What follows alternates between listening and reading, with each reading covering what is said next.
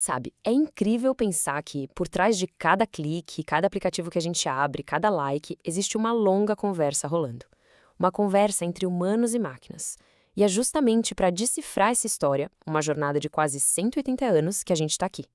Vamos embarcar na jornada do código, desde a primeira ideia, lá atrás, até a inteligência artificial que hoje em dia nos surpreende tanto. E olha que interessante, a nossa história não começa com um computador, mas sim com uma pessoa e uma visão. Lá em 1843, Ada Lovelace olhou para essa máquina, a máquina analítica, e não viu só engrenagens e alavancas. Ela enxergou o potencial daquilo seguir uma série de instruções lógicas. Basicamente, ela escreveu o primeiro programa de computador do mundo, antes mesmo de existir uma máquina de verdade para rodar esse programa. Então, o algoritmo da Ada era uma ideia, certo? Uma coisa abstrata. Mas para que uma máquina física pudesse entender, precisava de uma linguagem. Fica a pergunta: qual é a linguagem mais fundamental de todas, aquela que qualquer máquina conseguiria de fato entender? E aqui está o pulo do gato.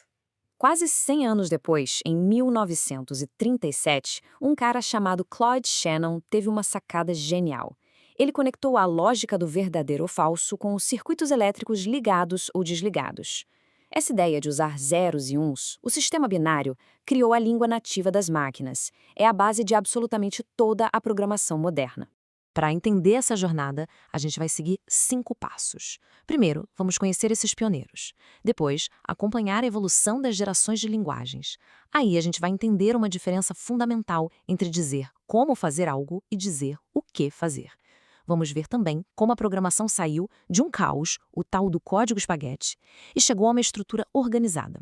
E por fim, vamos chegar na fronteira da inteligência artificial. Para organizar as ideias, é bom saber que a gente pode analisar as linguagens de programação por vários ângulos, como mostra esse mapa. Hoje vamos focar em 2 dos mais importantes: a jornada histórica, através das gerações, e a divisão filosófica dos paradigmas. Vamos começar então pelas gerações. Pensa nas gerações como se fosse uma escada, sabe? A cada degrau que a gente sobe, a gente se afasta mais daquela linguagem de zeros e uns da máquina e se aproxima mais da nossa linguagem, a linguagem humana.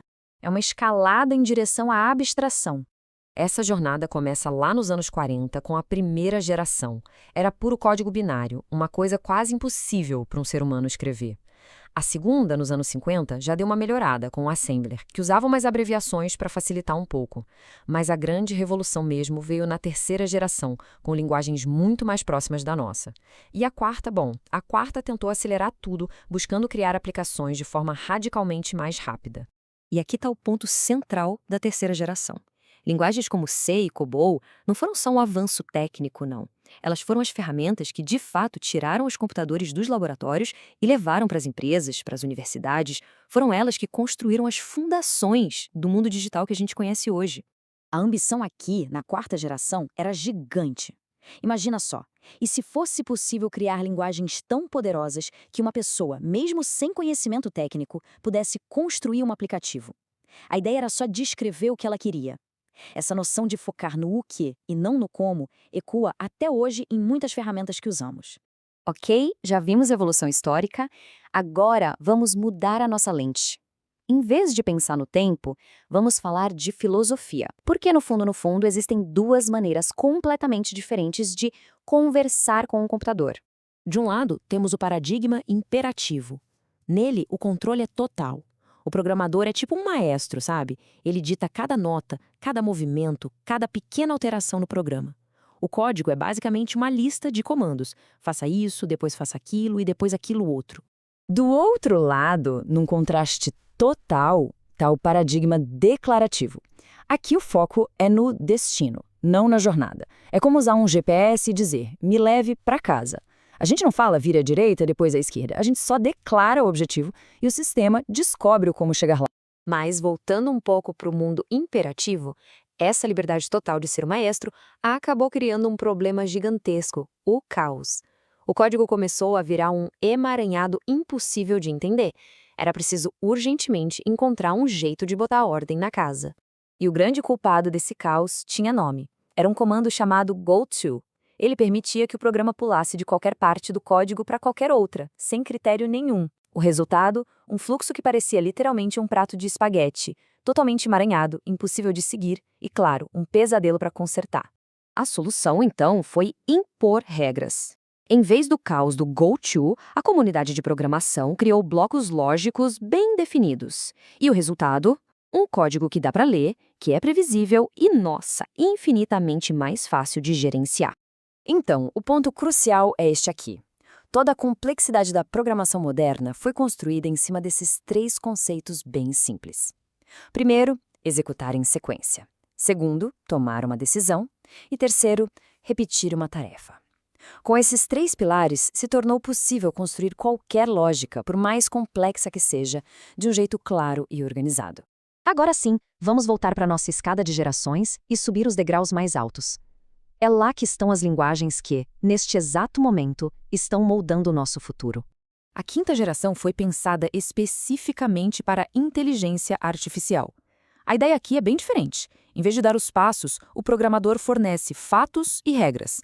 Coisas como Sócrates é um homem e todo homem é mortal. E aí, a própria linguagem usa a lógica para deduzir que, ora, Sócrates é mortal.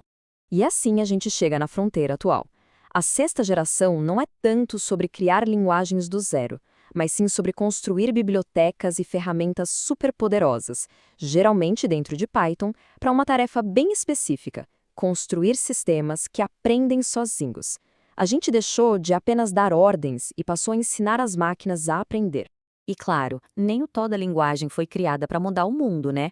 Algumas, como essa aqui, a bizarra Brainfuck, foram feitas como quebra-cabeças, desafios intelectuais ou, quem sabe, até como uma piada. Isso só mostra a incrível criatividade que existe nesse universo. No fim das contas, toda essa jornada, desde a Ada Lovelace até o TensorFlow, tem um tema central: é a busca humana por uma comunicação cada vez mais rica e eficiente com as nossas criações. Cada geração, cada paradigma foi um passo para tornar essa conversa mais e mais poderosa. E isso nos deixa com uma pergunta para o futuro. Hoje, a inteligência artificial já nos ajuda a escrever código. Amanhã, será que ela vai se tornar uma parceira criativa, sugerindo não só o código, mas a própria solução para um problema? Fica a reflexão. Qual será o próximo capítulo da nossa longa conversa com as máquinas?